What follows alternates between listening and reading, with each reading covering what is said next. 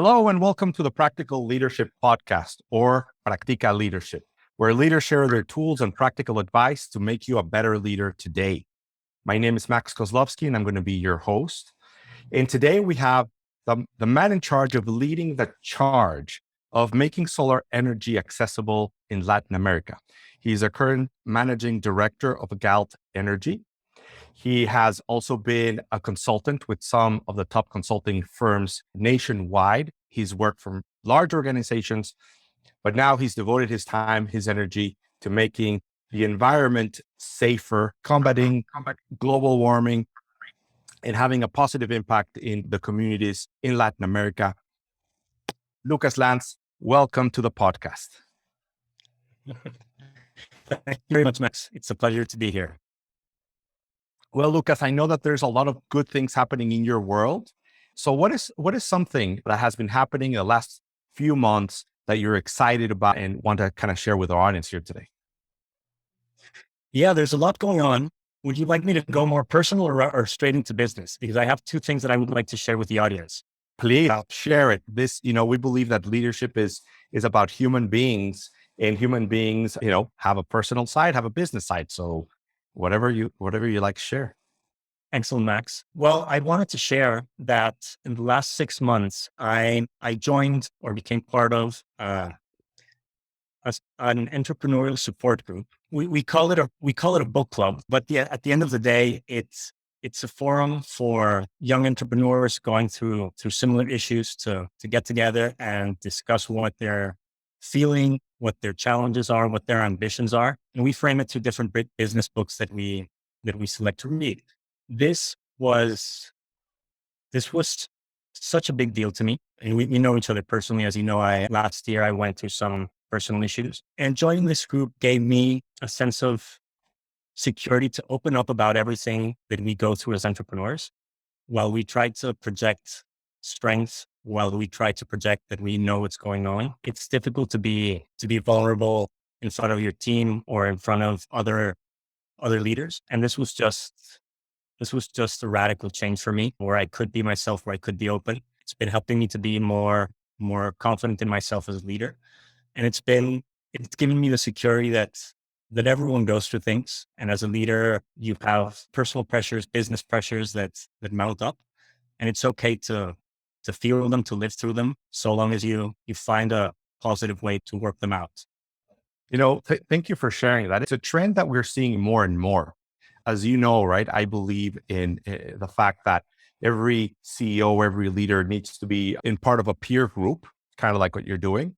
I believe that everyone needs to have frameworks, growth frameworks that they follow and that they support, and that they might even need to be part of an industry-specific group, right? Because when you combine industry-specific, personal, and peers and follow a framework, you've got everything that you need to succeed. So thank you for sharing that with our audience. And it is something we're starting to see more and more about leaders recognizing that they don't have all the answers. They don't have to have all the answers, but collectively they are out there.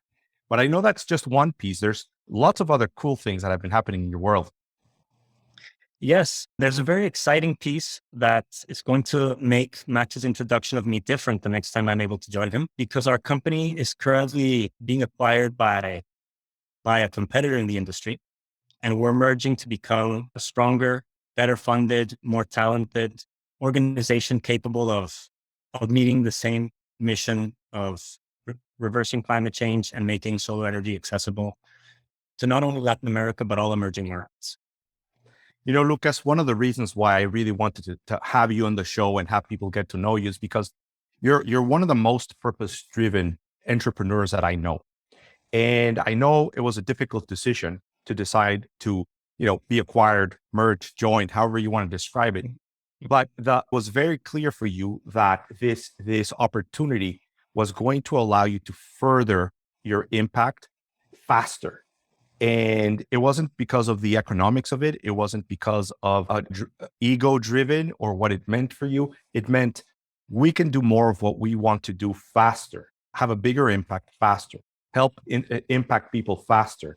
And I know that was a guiding driver in your decision. So, I think it's an example for everyone that, when you're a real entrepreneur, you're wanting to do good, and there's opportunities to do it at a bigger scale, you went after it. So I'm excited about that. So am I. So am I. There's interesting times ahead for us.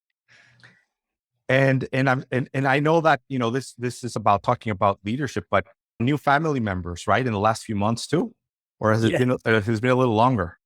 Yes, a son. So I have my 3-year-old daughter and a 7-month-old son, which is So very exciting to have in the family. I think the two things that I'm most passionate about are my family and the impact towards the environment that we can work towards. And it's not always easy to balance them. Right now, I thought, okay, I'm going from 1 to 2. It'll be a piece of cake. The new baby will sleep and eat, but all of a sudden there's more requirements of hands needed at home while going through an an exciting but also challenging time for the business of being acquired, of integrating properly, of making sure that we create more value for the joint parties. So it has been very important to stay structured and to maintain the positivity of the positivity that's derived from the family and from the business. thank you for kind of guiding me along in that direction, because that's one of the key things, right? As an entrepreneur, you're always facing challenges, you're always facing opportunities. You've got the challenges at home in your personal life. What are some of the ways that you have managed or tried to or attempted to manage and move things forward on both fronts, while maintaining some level of sanity? Attempted is a good word. I, the first thing that's been really helpful to me on both ends is is having a clear plan and a clear vision, both for my family, with my board, aka my wife, and with my partners and the team at work, because that makes it much easier to make decisions within context, within or aligned towards what we're looking for. It also allows the rest of the team to forgive a little more or to understand a little bit more when there is a clear reason why you're doing things and it's aligned to a long-term goal.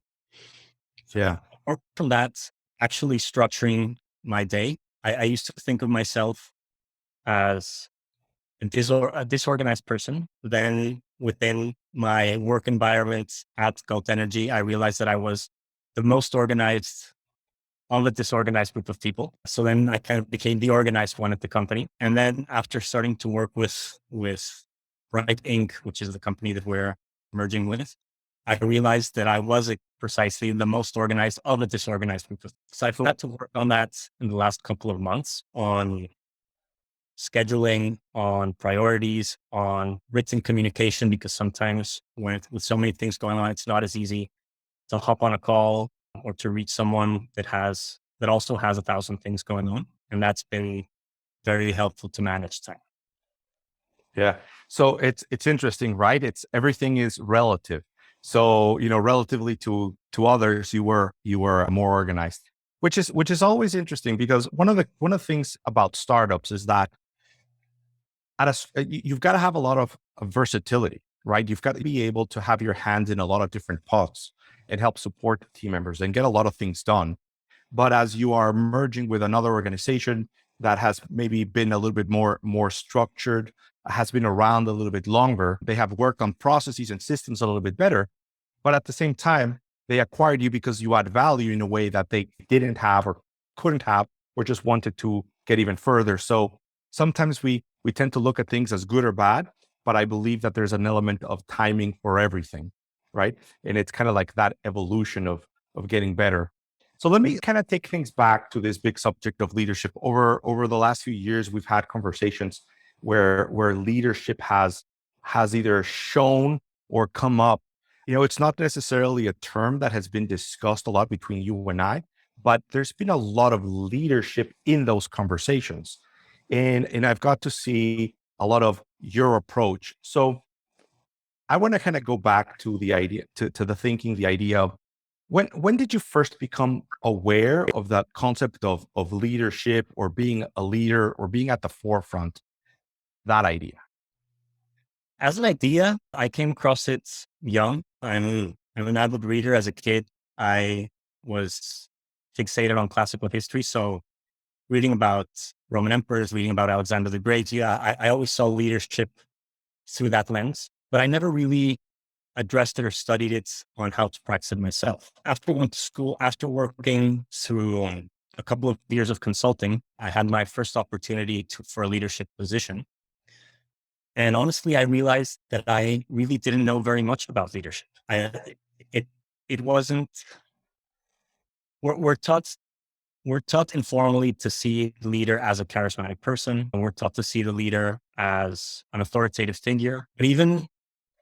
But even colleges or universities focusing on business administration, trying to train leaders, give them a lot of tools to execute specific tasks, but not necessarily how to manage people. So when I reached that position, I was fumbling through it. I think I did hit on a couple of good things, but then there were a lot of things that I know now that I wish I could have been told, that are very simple things, very, very trainable or learnable things that help you get started as a leader. So it wasn't until I think 2 or 3 years ago when I started, or I attended a workshop with Max, and this isn't a paid endorsement. This is a true anecdote where he introduced me to the 3-hack concept, and a lot of very simple, I won't say leadership and management best practices around communicating vision more proactively, more consciously, around holding people accountable within a framework and not just as a person. And all of those tools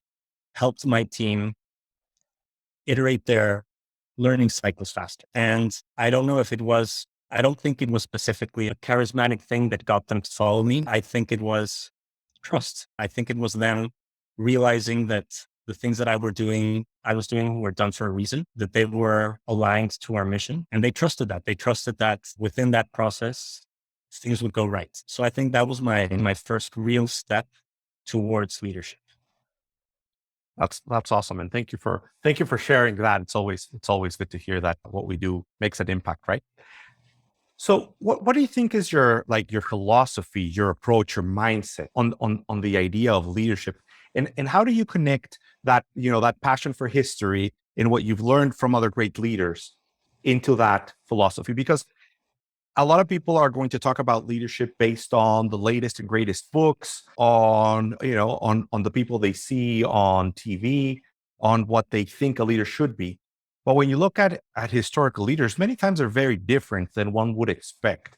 So, having that perspective and knowing how much you've learned about those epic leaders and the concepts of today, how do you marry those two? And what is Lucas's perspective on what a leader is and should do? I've actually never sat down to compare them, but as you were asking it, I think the first one is having a very clear vision, having a vivid vision, to make another shout out, because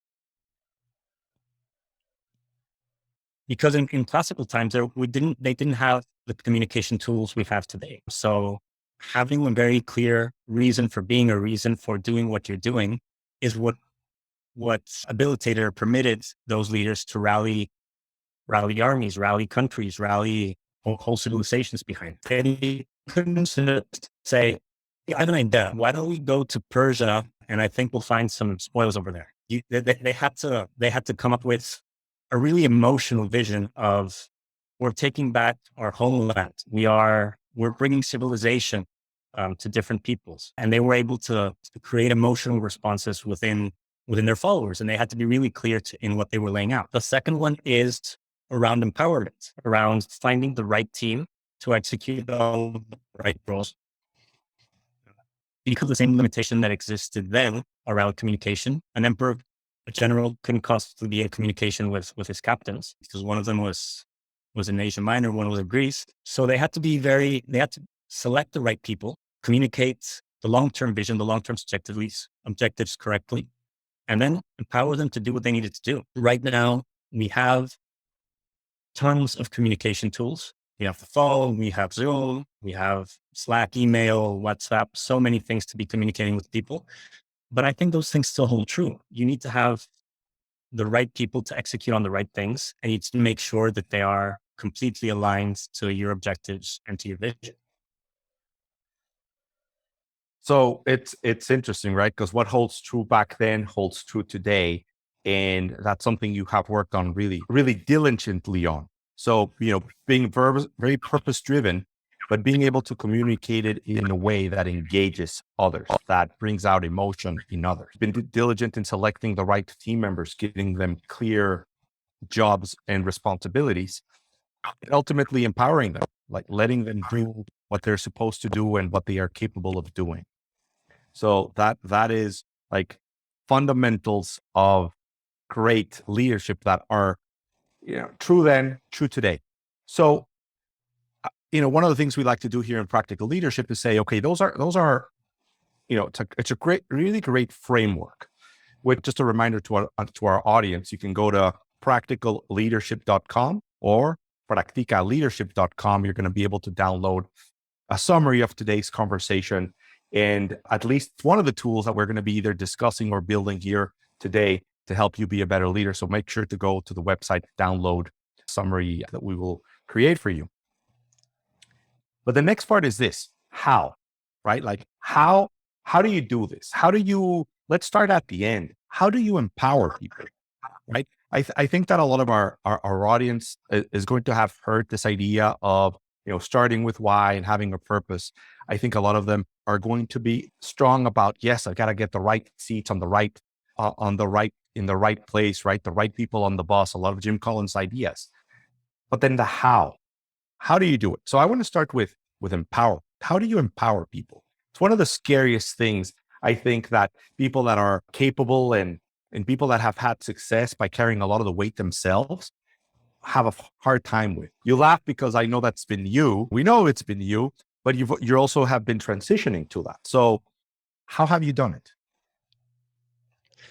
It does start with the right people, but you can't wait until you have the right people. You have to give people opportunities to gain your trust, opportunities to step up to those situations. And it starts with quick wins. So once you have a team of capable people, you have clarity on your vision, on where you want to go, and you bring that down to initiatives, to specific tasks that need to be managed, specific projects.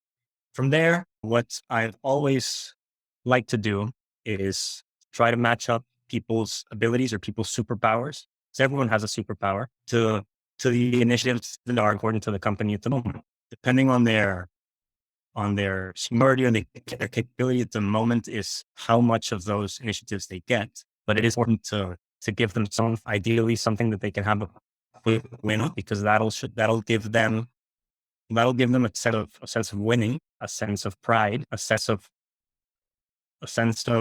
respect or clout among the rest of the team, in order to be able to start giving them more and more and more challenges that they can manage on their own. And it's been interesting because it's not usually it wasn't always the people that I expected to step up and to become the most accountable or the most trustworthy people within my teams. It was so that's why it's important to give those opportunities to as many people as you can within your teams. Obviously, as a leader, you can't manage 50 people and then throw them all a critically important strategic project, but you can try to do that with your team and have them do it with their teams. So let me stop you there, because you've already said a lot of great things, and I want to go a little bit deeper on a couple because they're very solid. So the first thing you said that I love is start with the right people, but at the same time, you can't wait until you have all the right people, right? You've got some people around you. Some might have been better than others, but you're not going to wait until everything's perfect. You're going to be biased towards action. You're going to start doing things. So very consistent, right? Like, let's get to work.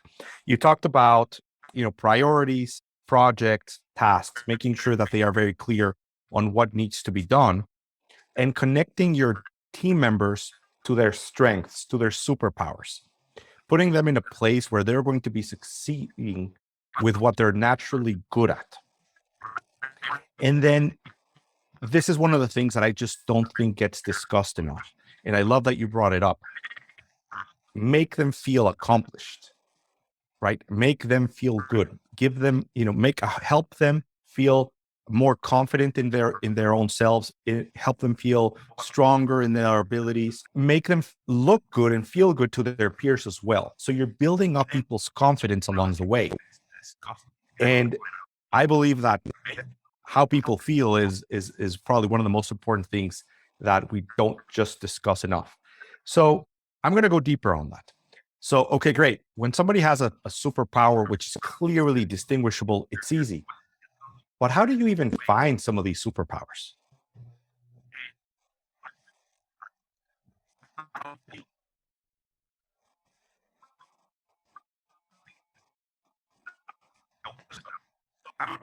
I didn't have the clarity of what people's superpowers were. I try to sit down, go through my different team members and say, okay, well, this guy is great at, he's charismatic. He's a great salesperson. This guy is really disciplined. And I wasn't able to actually pinpoint their specific superpowers. So I could either recognize my limitation and give up on that exercise, or I could try a different way. For some people, it was cheesy, but I actually sat them down during our one-on-one feedback sessions.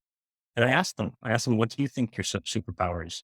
And I asked their peers, what do you think Max's superpower is? And it was ended up being a really fun exercise. One, because it sparked introspection and reflection. Two, because it's really cool to hear what the rest of your team thinks your superpower is. And then finally, it actually did permit me to understand the different team member superpowers and better align them towards where they could have the biggest impact. So it's interesting, right? Because you just demystified that whole thing, and you just said, look, observe their behaviors, and then ask. And some people might have said, well, look, I take them through strengths finders, and we did predictive index or culture index, or shadow match or disc or some other tool, brought in consultants to figure this out. You're like, I observed them, and then I asked them, and I asked their peers. What is more practical than that? Thank you for being on the show. That's it for today. So ask, right? Ask. That's awesome, and it can get to be a very fun exercise. Is there like a particular way that you run that exercise? Do you schedule a meeting? Do you have an agenda, or you just simply go after it? I did that exercise, I think, a year and a half ago for the first time, and I told them about what I wanted to do. When I had them together in one of our weekly meetings, I sent out a very simple Google Forms questionnaire. And then during our individual one-on-one meetings, I asked the personal question of what do you think your individual superpower is? And then we talked through that. And then once we had everything together, I consolidated it and I shared it with the team. So it was good to see Max thinks his superpower is... Don't reveal mine yet, please. Yeah, no, sorry.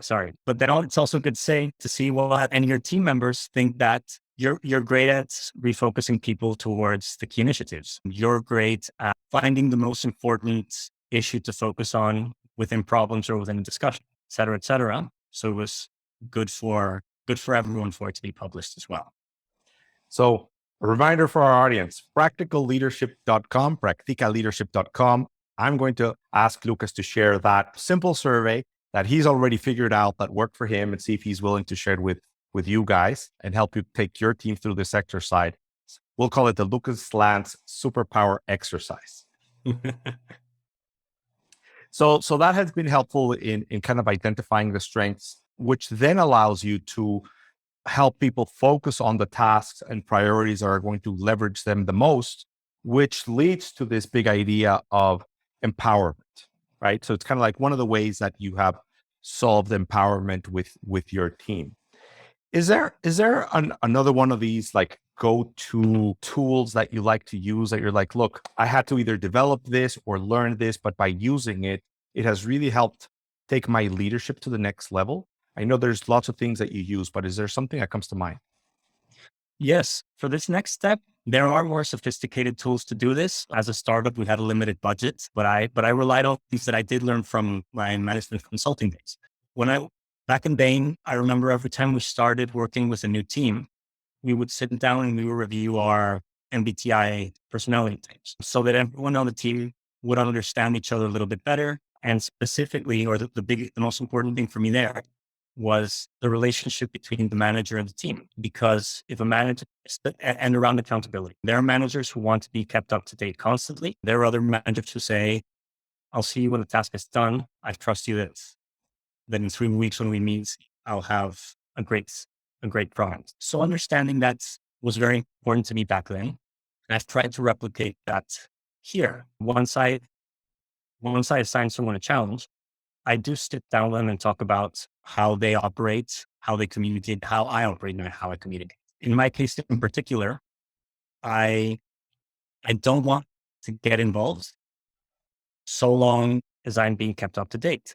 Again, it's also a recognition of a different side of myself that I try to avoid. If I'm not being informed and I start to get nervous, then I start to question, to hunger, to actually impede people's productivity. So this conversation at the onset really helps. So that I'll tell people, okay, for me, it's important to be kept up to date on the different things you said you would do. So if you said that by Friday, this part of the project or initiative would be done, Friday morning, Thursday afternoon, say it's done and here it is, and I'll be off your back. The second part of that, sorry. Well, I want to recap that first part, which is sometimes we focus a lot on what needs to be done, but not how we're going to keep up with what's being done, right?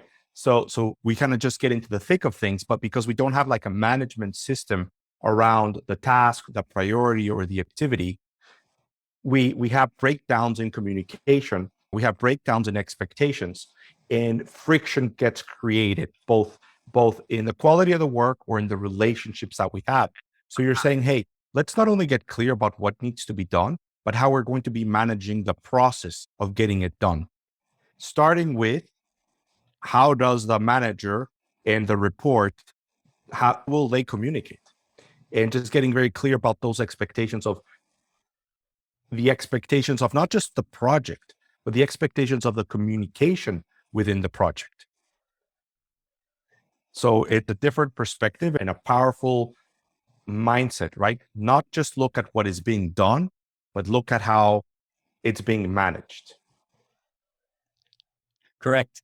And I had to start with that and then put it together with more practical management tools of reporting. So we instituted project trackers. We instituted regular stand-up meetings to be updated on what's going on. And we tried to institute more meetings, but shorter meetings. So that way we can get together a couple of times during the week and just say, I'm up to date. I'm supposed to do these 2 or 3 things. Here they are. They're published for the team to see. And there are a ton of productivity tools. We've used everything from Google Sheets, Asana, Metronome, Bootcamp. So there, find whatever works for you. But just make sure you have a way of keeping track of what's going on, keeping track of progress, and having a simple framework to meet with your team, either individually or as a team, so that those initial commitments around communication and around tracking are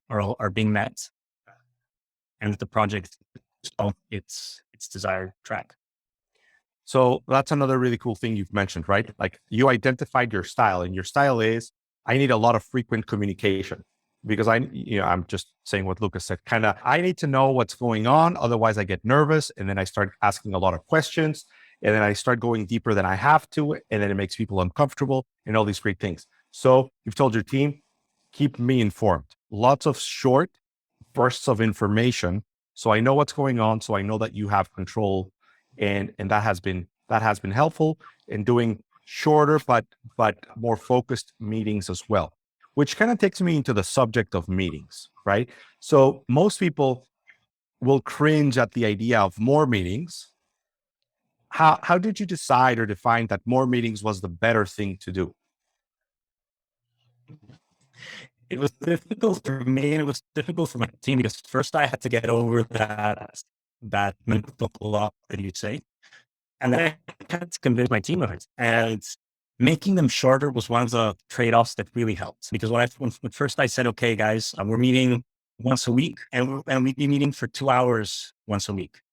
So when I said more meetings, people just thought, just growing. They said, okay, Lucas says now we're going to be having 3 meetings a week for the leadership team. So that's going to be 6 hours of sitting in meetings. And that's the opposite of what we want to do. I actually wanted to cut down those 2 hours a week to 1 hour a week or 1.5 hours a week by having a half an hour meeting to kick off the week where we would review priorities, and then 15 minutes meetings throughout the week where we would just be updating each other and making sure we kept on track. And it started to show results very quickly, which made the team embrace it more. Because on those shorter meetings, the first weeks were tough. We were breaking with those habits. So as soon as we got into the meeting, we saw that the whole leadership team was there.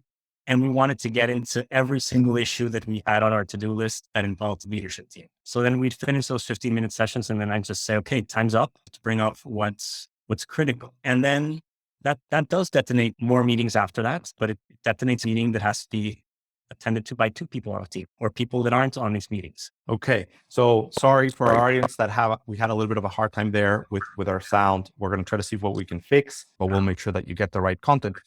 But here's kind of a couple of things that Lucas said. So one is more meetings, less time, but help set the expectation that it's not more overall meeting time. It could be potentially, but it's not the same 2-hour chunks for every meeting.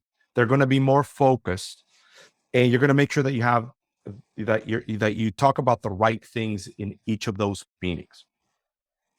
Difficult thing was breaking the bad habits. So letting everybody know that, hey, look, these meetings are going to be different, meaning that we're going to have a very strict agenda to stick to.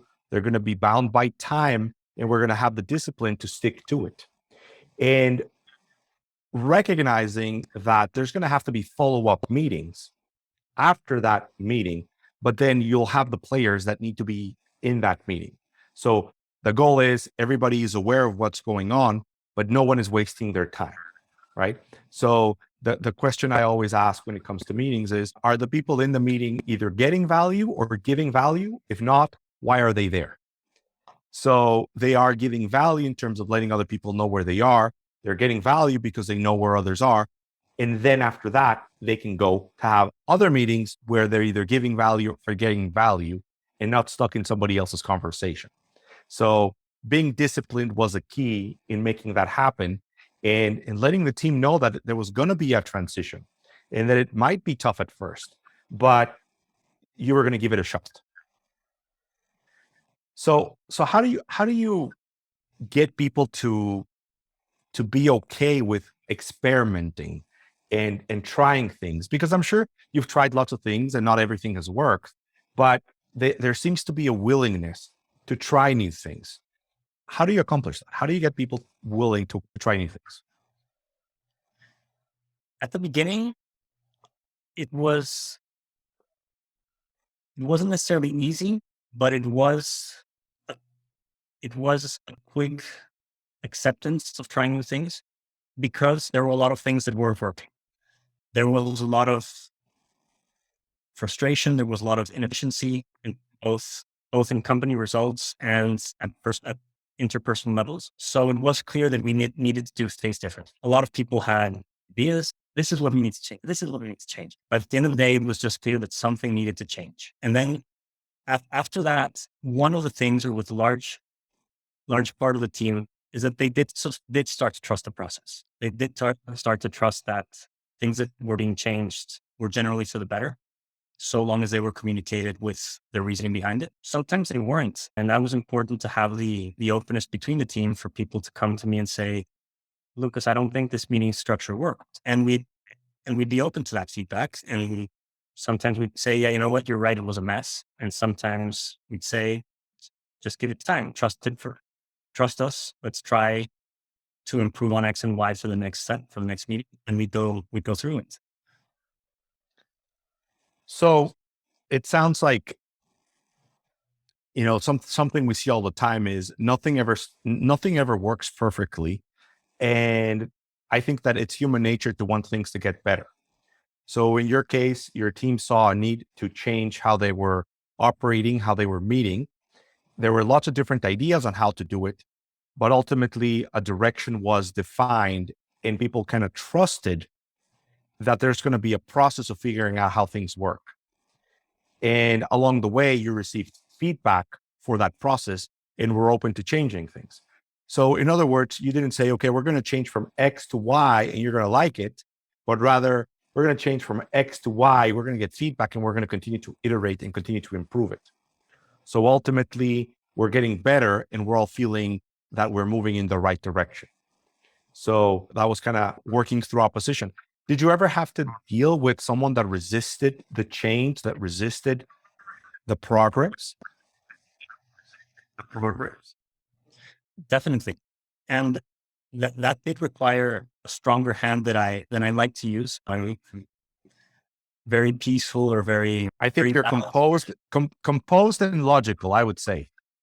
yes. So it is tough for me to have to put on my bad cop hat once in a while. And the most challenge that I had was from actually some of the most senior people at the company, because they had their own habits, because they had their own ideas about how to do things. And to a certain point, beliefs that this was good for the team, but it wasn't necessarily for them. Because I would usually receive feedback first time around saying, Lucas, it's great what you're doing, but then I wouldn't see certain people follow up on that or commit to those initiatives that were being done. And I had to get toughest about it. Was a point where it would set a bad example for the rest of the team, saying, Lucas is saying this, but the rest, but these members of the senior leadership team aren't adhering to it. So do I have to? Is it just an idea that's really not going to be implemented or expected of us? And that required open conversations, be willing to face the hard facts while maintaining it professional and not personal, because that is the big challenge when in starts. You become very attached. You mix personal and professional when they belong together, experiencing so many different emotions throughout the startup process. So it's tough to want to say to someone you respect and care for that they're having a negative effect, and that something that is ingrained in them is actually hurting the company. So being able to have trust, being able to show empathy and have those honest feedback sessions are important. Since then, with those team members, I've implemented a more recurring or systemized way of giving feedback. We're doing it more recurrently, because those first times it did feel emotional, because that feedback wasn't given frequently. So when it was given, it either felt out of the blue or it felt personal. And then we started to improve as a team. And then that feedback has become more recurrent, so that we can make course corrections in both ways. Me towards my team back towards me. Yeah. So thank you for that. I'm sure that a lot of our audience will relate to that, where, it's like there's a new process, a new system, a new way of doing things, and somebody goes like, yeah, that's great, but that's not for me, right? Like I'm the senior officer here, I'm the owner, I'm something, it's for them. And they don't realize that you're only as strong as your weakest link. So, or in other words, the lowest tolerated behavior, or the lowest, what's the word that I'm looking for here? Standard is the standard that rules the whole organization. So you're saying everybody needs to behave the same way, right? Everybody needs to raise their standard and expectations. And it doesn't matter who you are in the organization. You're setting an example for everyone else, and you're setting the behavior standard with whatever is the worst behavior that you accept. And second thing, which is also something that we're talking a lot about and seeing a lot, is the importance of consistent feedback. And since humans don't tend to like feedback, it's a difficult thing to do. We try to avoid it. But one of the things that you said that I really love hearing is, after it became more frequent, it became less emotionally charged, right? So it's like, okay, it doesn't mean that I'm not worthy, I'm going to die broken alone because I received this negative feedback, but rather it is feedback that helps me be better, and I'm not at risk. My life's not at risk. My job's not at risk. I'm just figuring out ways of getting better and better. Is there a particular way that you like to provide that feedback that you found that works? Yeah, I think I had a conversation with you about this at the same time that I was reading the book, Radical Candor, which is focused on feedback. And I've tried to apply, I don't know if it's one or the other or a combination of the two. One is to schedule it as part of your one-on-ones so that people can expect to receive feedback, and also to be prepared to give it. I try to keep people within the one-on-ones until they give me feedback so that they know that it's acceptable to give it in any direction within the organization. We set a standard of what things are acceptable and what things aren't. So it's important to give the feedback on the issue and then provide a very specific example of it. Because if not, it can be easier for it to be emotional or to be generalized, saying you always do this. And that typically presses emotional buttons with people. And some of the times it depends on what feedback is given. If it's something that it is an unacceptable behavior, then it has to be given directly. If it's a feedback around improvement or a simple mistake that's course correction, you can always say, you can take it or leave it, so that people don't feel that they're being judged. So that's been very helpful. Wow, what a great recipe. So again, for our audience, you're like, if you're listening to this in the car, you're watching this, you don't have the ability to take notes, you're going to be able to download the summary at practicalleadership.com or practicaleadership.com. And we're going to provide a summary, and we're going to have these steps for you to follow, because what a great approach, right? So first of all, schedule it so it doesn't show up out of the blue. Oh, I did something. One more thing before you summarize. Yes, please. Another thing that I want to emphasize is it's always important to give the feedback. So like we said before, we want to be, if we want something to be perfect before we do it, then we're not going to do it. We're going to hold back from it. So in feedback, you want to have empathy. You want to give it the right way so that the person takes away that golden nugget and is able to apply it the next day and come back a radically improved version of themselves. And that's what we should work towards. But even if we don't have that, give the feedback. It's all because you can give feedback. I mean, it is better to give feedback with empathy and with ways to help people improve. But it's also better to give feedback bluntly than not giving it at all. Yeah. So feedback as a positive thing and not as a negative thing, right? Because most people think about feedback as I'm not good enough versus I'm getting better approach. So making sure that it has the right tone and the right connotation. So now I'm going to go back to the summary, because it was a lot of really good stuff. So make sure you schedule it, and it is frequent. It doesn't mean you schedule it like once a year, but it's scheduled. It's part of your meeting rhythms to be providing that feedback. So schedule it as part of your meeting rhythms. Prepare for it. Know what you're going to be giving feedback on. Ask for it. So set the example about how feedback is acceptable. And as a leader, ask for it. And if I know something about Lucas, if he just doesn't say, hey, so what's some feedback you have for me? And somebody's going to say, well, no, you're great. And he's going to move on. No, he's going to prod. He's going to dig. He's going to say stuff like, look, if you don't tell me how I can get better, how will I get better? Right? So really priming the team, asking for it genuinely so he can figure out how to get better at it. So he doesn't always like to hear what other people have to say, but he really values the opportunity of having received that. Get clear about the rules of that engagement, right? What is acceptable and what is not acceptable? What sort of feedback is acceptable to provide? What are the issues and challenges that you can go into? And what are the things that are not for that meeting? Get clear when there's an issue. Make sure to present an example of it. Don't generalize. So it's not you are always like this, or you're always doing this thing wrong, but rather this is a thing that happened specifically. This is how it went. This is the impact that it had. This is what I would like you to do instead. So going a little bit deeper into that.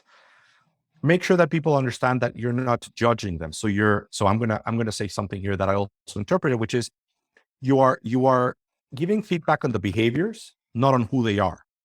Right. So these are the behaviors, not your value as a human being, which is kind of like getting into the idea of not judging others. And understand that there's some times where you can provide people feedback and you are okay with whether they want to take it or not.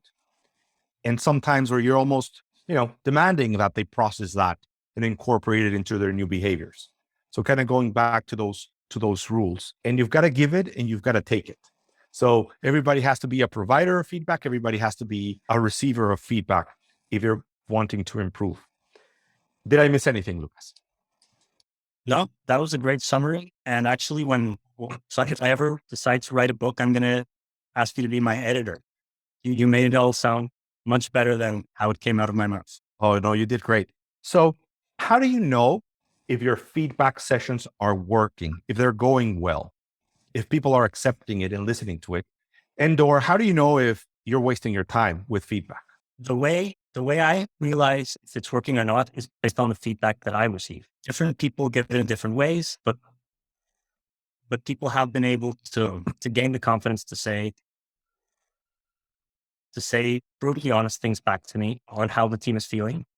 I don't know, an example was at some point they said, Lucas, the team feels that you're ranting at the weekly kickoff meetings. So we're Lucas to end. And I was really fighting for me. Thought it was an important way to maintain communication and alignment throughout the pandemic where we're all working remotely. So from those people, I started to get that feedback on how people are taking the changes or how people are reacting, and how the corporate temperature is outside of my interactions with the team.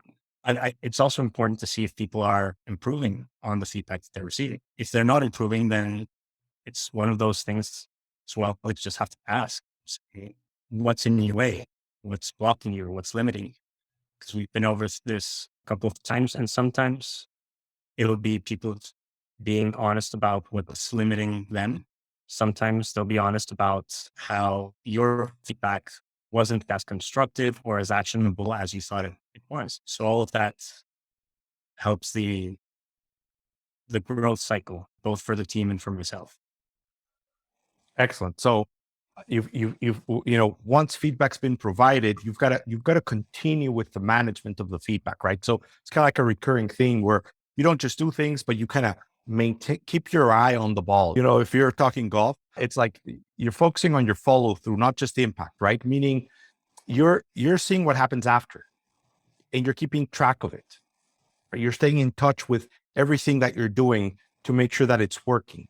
So you're not just doing things and then moving on to the next thing. You're doing things and you're making sure that these things gain momentum and build on themselves and provide good positive outcomes versus doing stuff and then moving on to the next thing. You kind of stick to it and you monitor it, you manage it. So love that approach. And I believe that's one of the big differences in the success that you've had, that you're not just doing a lot of things, you're seeing them through and seeing how they have an impact and adjusting accordingly. So we're starting to get a little bit short on time. In the not too distant future, we're going to have an episode 2 with Lucas because there's a whole lot more. One of the things I like about talking to leaders like you is because you're in there doing it right now and having great outcomes. And I think there's lots of things people can learn about. So I want to try to summarize a few things. These classical leaders of epic proportion from our history and what needs to be done today mirror each other. Purpose-driven, communicate messages clearly, build emotion, have the right team leaders, more communication, and empowerment. We talked about the Lucas Lance superpower tool, figuring out who's strong at what, not just through their perception, but through the perception of their peers. So you can have them in the right place, working on the right projects, working on the right initiatives. And you said something, it's not always the obvious candidates. So you've got to give a lot of people a chance because you don't know where superheroes are going to be coming from. And you found some of your own superheroes in places where you didn't necessarily expect, which to me is sign of great leadership. Then make sure that people are feeling successful, that they feel like they are contributing to the team, that they feel like they are winning, and that the teams can continue to build trust in other team members' abilities and their success as well. So building a team that has a winning mindset and has a winning record by recognizing and pointing out the progress that has been happening throughout, which I think is brilliant. Know people's managerial style and make sure that their reports know it too. So it's a two-way street. So do I need a lot of information? Do I need a little bit of information? Do I need to be updated frequently? Do I need to be updated once the project is done? And define the the communication rhythms based on that, and knowing that people are different and what they each need. I think that's pretty solid. More meetings, fewer time, better meetings, better agendas, making sure that you understand that you're going to have to break bad habits, that you're going to have to be very disciplined, that you're going to go back to your natural tendencies, but by being aware of the process, you can continue to move things along.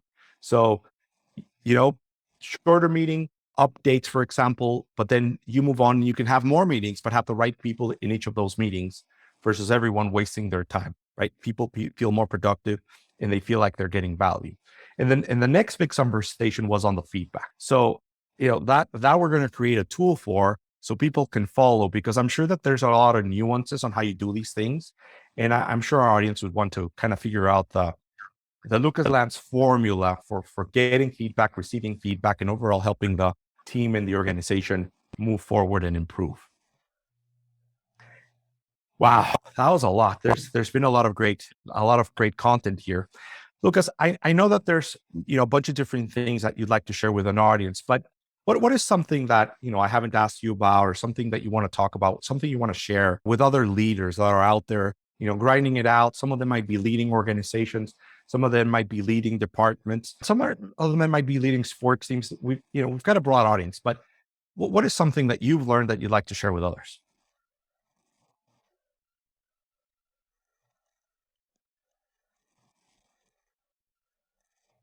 I think it's really important to have a framework that you trust and that works for you, and to commit to it and trust the process. In my case, it's been the 3HAG methodology that allows me to bring everything that's needed at the company full circle without having to rely on the infinite amount of literature or knowledge or recommendations that are out there. Because of the quest for improving as a leader is simply devouring as much literature as you can. Sometimes there'll be reinforcing information, sometimes there'll be contradictory information, and it will become very subjective on what to trust. So for me, it's been really helpful in the understanding of what I can do and what I can't do, is that I found a process that works for me. I commit to it. I follow through on it. I make sure my teams follow through on it. And it allows us to work at the station with mission, with one way of doing things, so that regardless of who you interact with at the company, you get the same feeling from them. They follow the same best practices, and that makes everyone much more productive. Within the company, I'm known for my bad sports metaphors because I don't have deep knowledge of many of them. But my metaphor for this is that you can get second division team competing in a Division I national championship if they're working as a team. So you can have kind of like your systems are a force multiplier, right? They give you more leverage and they help you achieve things that maybe without them, the team couldn't achieve. So thank you. That is an awesome reflection, and it applies in lots of different places, right? Find a framework, find a system, innovate within it or adapt to it, but ultimately trust something and stick to it. Give it time, and you'll get some great outcomes. Lucas, before we let you go, quick reminder for our audience: practicalleadership.com or practicaleadership.com. You can download the summary. You can download some of the tools that we'll have discussed today. Don't forget to like, subscribe, all those cool things. But before we let you go, what's something exciting? What's something that you're looking forward to here in the next happening in the next few months? I'm really excited about what I will be able to achieve, or we will be able to achieve as a company once we've merged with our competitor, so Galt Energy, which is currently a leader in the solar markets in Mexico, is merging with Bright Inc., another one of the leaders in the solar industry. And together we see that we will be able to make solar accessible to anyone in any segment in Mexico and very quickly Latin America. So maybe not within the next 6 months, but definitely within the next 12. So our sphere of influence and our scope is going to be from having change or driving change at a national level in Mexico to driving change at a global level. And that's really exciting for me. Excellent. So for our Mexican or Latin American audience, where can they learn more about Bright and what you guys are doing? You can find out more about Bright at our website, thinkbright.mx, and there you can find out of our different offerings, our different products, or get in touch with any of our sales associates or energy experts, and they'll take you by the hand and ensure a great experience as you transition from fossil fuels to renewable energy. Thinkbright.mx. What a wonderful project. What a wonderful initiative. So happy that, I've gotten to interact with you and be a little part of changing the world for the better.